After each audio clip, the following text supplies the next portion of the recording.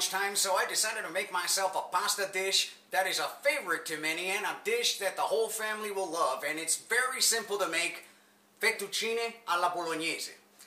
This dish originated in the city of Bologna in Italy, was originally made with tagliatelle, but you could decide to use any pasta of your choice to make this with. You want to use spaghetti? Make spaghetti. There are different variations of this dish. Some people cook it up in one way, other people cook it up in a different way, but today I'm offering you my interpretation of this pasta dish right here. So let's move over here. Let me show you the ingredients. So over here we have half a pound of ground beef.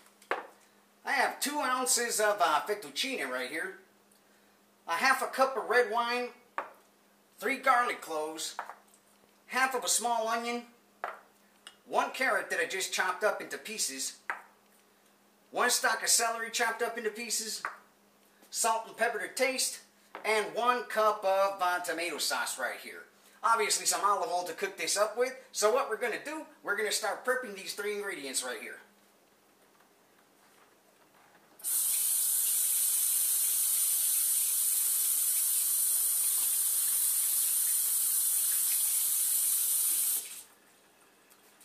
Okay, so actually we're going to start preparing these 4 ingredients, not 3, excuse me if I can't get my numbers correctly today. However, what we want to do, we want to get our garlic, our carrot right here, our celery, and our onion, and mince all this up. For my convenience, I'm using a food processor. If you don't have a food processor, just go ahead and mince it by hand. So let's start this up. Just drop all these ingredients in your food processor.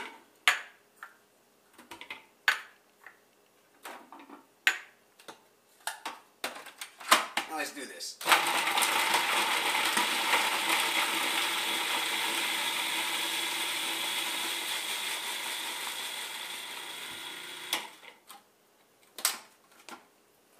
Okay, so what we're going to do right here to prepare our sauce, I have this pan over here warming up on medium-high heat. I'm just going to add some olive oil in here, about a tablespoon.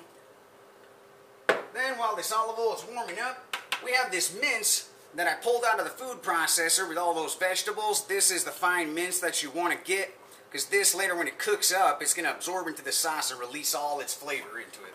So what we're going to do, we're just going to grab this, throw it into this pan with the oil that's warming up, cold pan. So this is going to start cooking with that color. Alright, so I put my vegetables into this pan right here. This pan is warming up. What I want to do, I want to sweat these vegetables down and get the water content removed of them so that it concentrates the flavor of them. So this will take a few minutes. Okay, so my vegetables have sweated down nicely. It's just been a couple minutes. You can see most of the water content is evaporated from them. What I want to do next, I want to grab this ground beef, throw it in here. What we want to do, we want to brown up this ground beef. So just keep on going until your beef is nicely browned up. Okay, so as you can see right here, my ground beef is browned up nicely. Next step, what we want to do, we're going to grab this red wine, drop it in this pan, mix everything up real well. What we want to do, we want to let this red wine reduce and incorporate into this ground beef. So just give it a few minutes. Okay, so my ground beef now has completely absorbed that wine. Next step here, let's grab this tomato sauce, dump it in here, mix everything up well.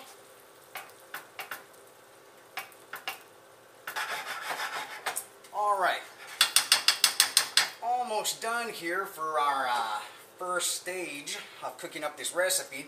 What I want to do next, this is optional. I just like to do this. It adds another layer of flavor. If you feel like doing it, go ahead and choose to do so as well. I'm going to add 2 bay leaves in here. Salt and pepper to taste.